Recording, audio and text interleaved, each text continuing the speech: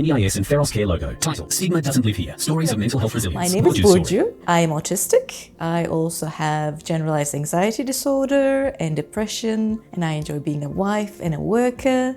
I love reading books. I love science fiction, and I'm a firm believer that we are more than the sum of our disabilities. I discovered that I am autistic at the ripe age of 40. My son Tristan is 5 years old, and I always knew Tristan was a bit different than the other babies. A few people mentioned that he might be neurodivergent, and after that I thought, I tick a lot of these boxes. Before I discovered my neurodivergency, I always thought life was a bit hard.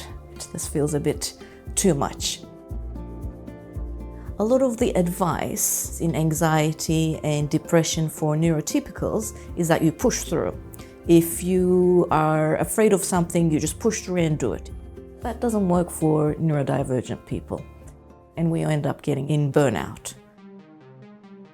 The symptoms were quite physical to begin with. I felt an overwhelming sense of doom. I had a lot of panic attacks, just heartbeat, really fast heartbeat as I was running the whole time.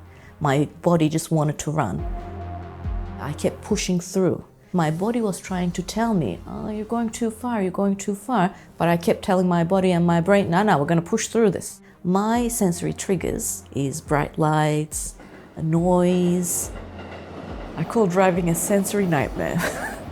It's just a bombardment of sensory input. You have to be aware of pedestrians coming. You have to be aware of lights flashing. You have to be aware of construction. The jackhammer, tuk, tuk, tuk, tuk, tuk, tuk. Oh, there's planes flying.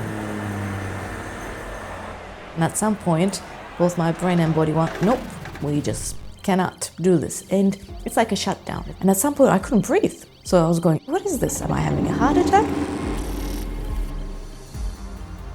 At this point, I wasn't myself. Really just,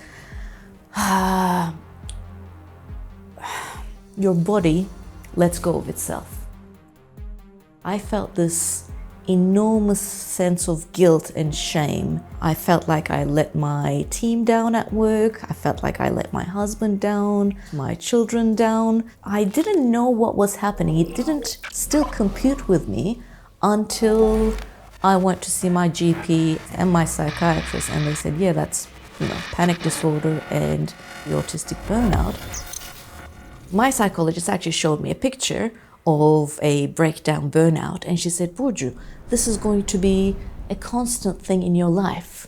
Then I thought, okay, I'm not the only one. Knowing that I might be neurodivergent, I didn't have my diagnosis yet, but knowing that I might be neurodivergent, it's okay not to be this amazing, productive, mother of the year, wife of the year, it's okay.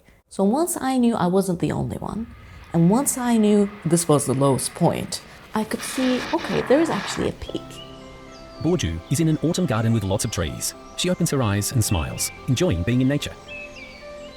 My psychologist asked me, Burju, what's your safe space? It's me in my backyard, just with birds chirping, a little wind. Nature is just sensory heaven. The tree trunks that just feel gently on your fingertips, and you look up the sky and the shapes and the colors, and it just sends some sort of message to my brain that, oh, this is different. This feels busy but calm. As soon as you remove yourself from that cycle of frustration, cycle of anger, it reminds you that you're part of something bigger. I don't have to be that amazingly productive person. I don't have to be an astronaut. I just have to be alive. I just have to be happy with myself and content. The strategies that helped me were a good support network. A good GP is the first step.